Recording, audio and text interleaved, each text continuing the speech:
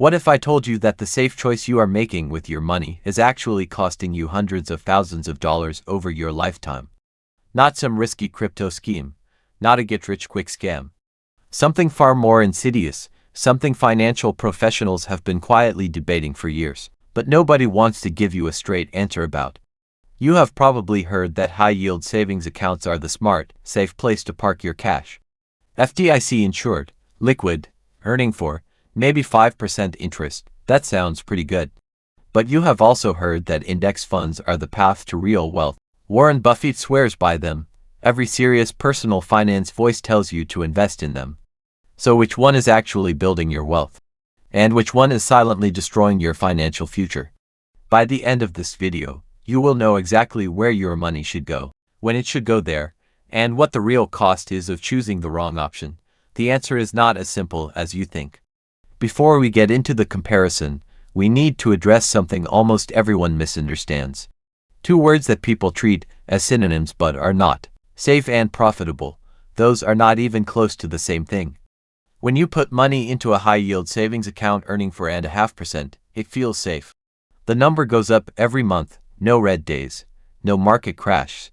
Just steady, predictable growth, and psychologically, that feels amazing. But here is what nobody tells you: safe and profitable are not the same thing. Take $10,000 sitting in a high-yield savings account earning 5%. End of year one, you have $10,500. Free money, right? Not exactly. Because while your account balance went up by $500, the purchasing power of your money might have gone down. Here is why. In 2023, inflation averaged around 4.1%. In 2022, it hit 8%. Historically, it averages around 3% per year. So when you earn 5% interest but inflation is eating away 4%, your real return is roughly 1%. That $10,500 buys less than what your original $10,000 bought the year before. This is what I call the slow bleed. You cannot see it happening because your account balance is going up. But your wealth, your actual ability to buy things, is barely moving, or worse, going backwards. This does not mean savings accounts are bad. They are essential for certain things, and we will get to exactly what those things are. But treating a savings account as your primary, wealth-building vehicle, that is where the real cost accumulates over time, silently and powerfully working against you. Index funds have been called the perfect investment by some of the sharpest financial minds in the world. Warren Buffett famously bet $1 million that an S&P 500 index fund would outperform a collection of hedge funds over 10 years. He won, easily. The hedge funds returned 36% over the decade. The index fund returned 125%. So what makes index funds so powerful? An index fund is a basket of stocks that tracks a specific market index. Like the S&P 500, which represents 500 of the largest companies in the United States. When you buy into an S&P 500 index fund, you own a tiny piece of Apple, Microsoft, Amazon, Google, and 496 other major companies simultaneously. You are not betting on one company, you are betting on the overall growth of the American economy. And historically, that bet has paid off. Over the last 50 years, the S&P 500 has averaged about 10% annual returns. Even after adjusting for inflation to a real return of around 7%, that is significantly better than what any savings account offers. Let us run the same $10,000 example. If you invest $10,000 in an S&P 500 index fund, growing at the historical 10% average, after 1 year you have $11,000. After 10 years, $25,937.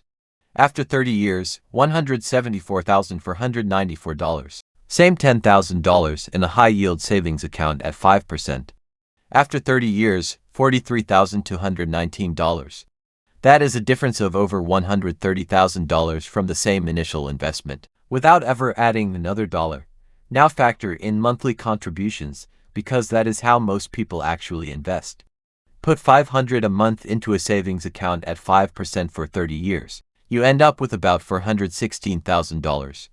Put $500 a month into an index fund averaging 10% for 30 years. You end up with $1,028,000. That is the difference between retiring comfortably and retiring wealthy. And it comes down to a single decision about where your money lives. So case closed, index funds win. Dump the savings account, go all in on stocks, not so fast. Here is where most finance videos conveniently stop. Because while those long-term numbers look incredible, there is a massive variable they gloss over: volatility. The stock market does not go up in a smooth line. It crashes, recovers, stalls, and sometimes stays flat for years. In 2008, the S&P 500 dropped 37% in a single year. 100,000 became 63,000 almost overnight. After the dot-com bubble, the market took 13 full years just to recover to its previous high. When we say the S&P 500 averages 10% returns, we need to understand what average actually means. It does not mean 10% every year. It means some years you gain 25, some years you lose 20, and over the very long term it averages out. The key word there is very long term, and this is where psychology takes over.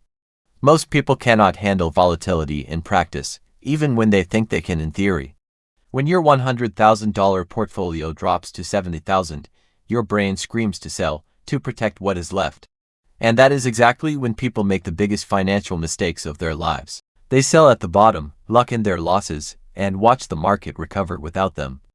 There is also what is called sequence of returns risk. This is especially brutal close to retirement. Imagine you have built $500,000 in index funds, and the market crashed 30% right when you need to start withdrawing money to live on. Now you are selling shares at depressed prices. You have fewer shares left to benefit from the recovery. You are drawing down a wounded portfolio that never fully heals. This is the part nobody puts in the YouTube thumbnail. Timing matters enormously. Unlike a savings account, your index fund portfolio might be down 40% exactly when you need it most. So does this mean savings accounts are better? No. It means we have been asking the wrong question. Here is the truth that took years to understand properly. The question is never which one is better. The question is, what is this money for, and when do you need it? Because this is the secret the wealthy understand and the middle class tends to miss entirely. You do not pick one, you use both, and you use them correctly. Think of it as 3 separate money buckets, each with a different job. Bucket 1 is your emergency fund. This is money you might need at any moment. Car breaks down, medical emergency, you lose your job. For this money, a high-yield savings account is the right tool, not because it is going to make you rich, but because it is stable and available the exact moment life demands it. You do not want this money down 30% the week your roof caves in. Most experts recommend 3 to 6 months of living expenses. If you spend $4,000 a month, that is $12,000 to $24,000. Your return on this bucket is not investment growth, it is security. It is the safety net that lets you stay invested in everything else without panicking when life happens. Bucket 2 is your short-term goals fund, money you will need in the next 1 to 5 years, a house down payment, a wedding, starting a business, a planned vehicle.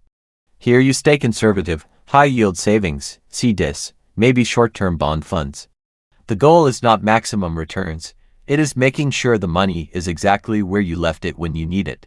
If you put your house down payment in index funds and the market drops 25% 2 months before closing, you have a serious problem.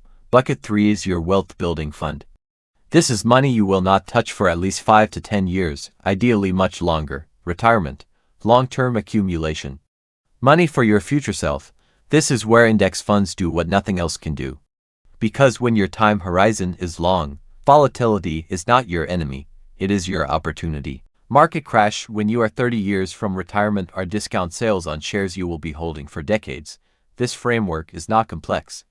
But getting the buckets wrong is exactly how people end up either losing sleep over market swings or watching inflation quietly drain their purchasing power year after year. Let us bring this to life with 2 people. Sarah is 30, earns $80,000 a year, and is cautious about the stock market. She keeps $60,000 in a high-yield savings account earning 5%. Over the next 30 years, contributing $500 a month to that account, she ends up with about $476,000 at age 60. Mike is the same age, same income, but Mike keeps only $10,000 in savings and puts everything else in index funds, also contributing $500 a month at an average 10% annual return. At age 60, Mike has $1,062,000, more than double Sarah. But here is where the story turns. 3 years in, both Mike and Sarah lose their jobs during a recession. Mike's $10,000 emergency fund covers 2 months of expenses, and then he has to sell index fund shares to survive. The market is down 30% at that point. He sells $20,000 worth of shares that would have been worth $28,500 at normal prices. And those shares, if held, would have grown to over $150,000 by retirement. Sarah, meanwhile, sits on her $60,000 emergency fund for 10 months of unemployment without touching a single investment. When she gets back on her feet, she actually shifts more money into index funds, finding the balance she should have had all along. The lesson is not that Sarah was right or Mike was right. It is that being too conservative costs you long-term money. But being too aggressive without a safety net can cost you even more at exactly the wrong moment. The optimal strategy is the one that allows you to stay invested through the difficult periods, because forced selling during downturns is where wealth actually gets destroyed. Most people never factor in taxes, and it is a significant difference between these two options. Interest earned on a high-yield savings account is taxed as ordinary income. If you are in the 24% bracket and earn $1,000 in interest, you pay $240 in taxes. Your real after-tax yield on that 5% account just dropped to 3.8%. After inflation, you are barely breaking even. Index funds work differently in 3 important ways. First, you only pay taxes when you sell. While your money grows, no tax event is triggered. Your compounding is uninterrupted. Second, when you do sell, long-term capital gains rates apply. Typically 15% for most investors versus 24% or higher for ordinary income. That difference compounds significantly over decades. Third, if you invest through a Roth IRA, you pay 0 taxes on index fund gains, ever. The compounding happens in a completely tax-free environment. Run the same contributions through a Roth IRA versus a taxable savings account over 30 years, and the gap widens considerably, not from market returns, but purely from tax structure. This is a lever most people underestimate because the tax savings are invisible until the end. We have covered the math, but investing is not just math, it is behavior. And behavior is where most people actually lose or win. The best investment strategy is not the one with the highest theoretical return. It is the one you can actually execute through a 40% market drop without selling. Because here is what the research shows. The average equity fund investor earns meaningfully less than the fund they are invested in. Not because the fund failed them, because they moved their money at the wrong times, selling during crashes, buying during peaks, letting emotion override the plan. That behavior gap costs the average investor between 1.5% to 2% per year. On a 30-year timeline, that quiet underperformance destroys more wealth than most people lose to bad fund selection or high fees. Before choosing your allocation, honestly answer 3 questions. How would you feel if your $50,000 portfolio became $35,000? Would you check it daily in a panic, or would you see it as an opportunity to buy more at lower prices? And most importantly, do you have enough cash outside of that portfolio that you would never be forced to sell during a downturn? Your answers determine your real risk tolerance, not what you think it should be, but what it actually is under pressure. This is sometimes called the sleep well at night portfolio. Your allocation should be aggressive enough to build real wealth, but conservative enough that market volatility does not send you to the sell button at the worst possible moment. For some people that means 90% stocks and 10% cash. For others it is closer to 60-40. There is no universal correct answer, only the answer that keeps you invested through full market cycles without flinching, and the single most reliable way to keep yourself from making emotional decisions during a crash. Having enough in bucket 1 and bucket 2 that your index fund portfolio is genuinely untouchable. When you know your bills are covered, your emergency fund is fully stocked, and you have no immediate need for that money, watching a market drop becomes easier to sit through. The psychological benefit of a fully funded emergency fund is not just peace of mind. It is the mechanism that protects your long-term investment strategy from your short-term panic responses. With all of this on the table, here is the actual action plan, not a theory, a sequence. Step 1. Build your emergency fund first, 3 to 6 months of expenses, in a high-yield savings account. This is non-negotiable and it is not optional. Your emergency fund is what lets you stay invested in everything else when the market falls. Without it, in a high-yield savings account. This is non-negotiable and it is not optional. Your emergency fund is what lets you stay invested in everything else when the market falls. Without it, that is a guaranteed 50 to 100% instant return before the market does anything. Nothing competes with it. Step 3. Eliminate high-interest debt. Credit card debt at 20% interest is a guaranteed negative return. No index fund consistently beats a guaranteed 20%. Clear it before investing beyond the employer match. Step 4. Max out tax-advantaged accounts. Roth IRA, traditional IRA, 401k, HSA, in the right sequence based on your income and situation. The tax efficiency of these accounts adds tens of thousands of dollars over a career purely from avoiding unnecessary tax drag. Step 5. Invest consistently in low-cost index funds. Once your emergency fund is solid and your tax-advantaged accounts are funded, direct as much as you can afford into diversified, low-cost index funds, S&P 500 or total market funds, with expense ratios under 0.1%. Do not overthink the fund selection. Vanguard, Fidelity, or Schwab all offer excellent options at near zero cost. Step 6. Automate everything. Set up automatic transfers so the decision happens once, not every month. Automation removes emotion.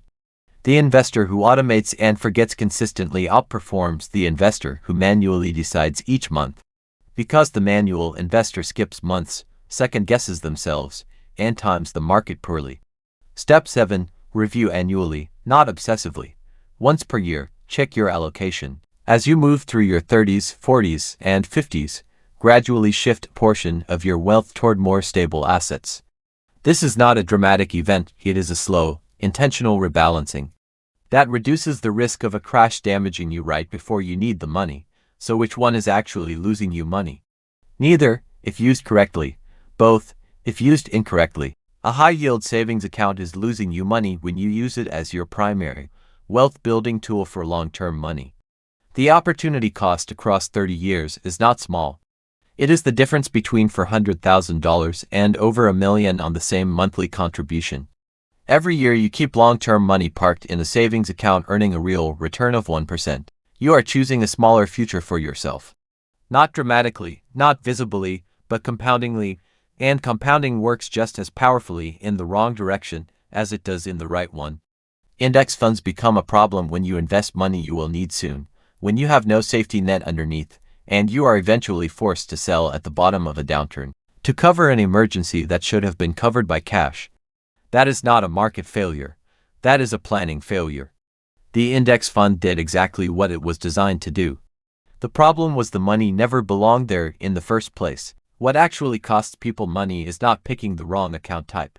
It is failing to define the purpose of each dollar before deciding where it lives.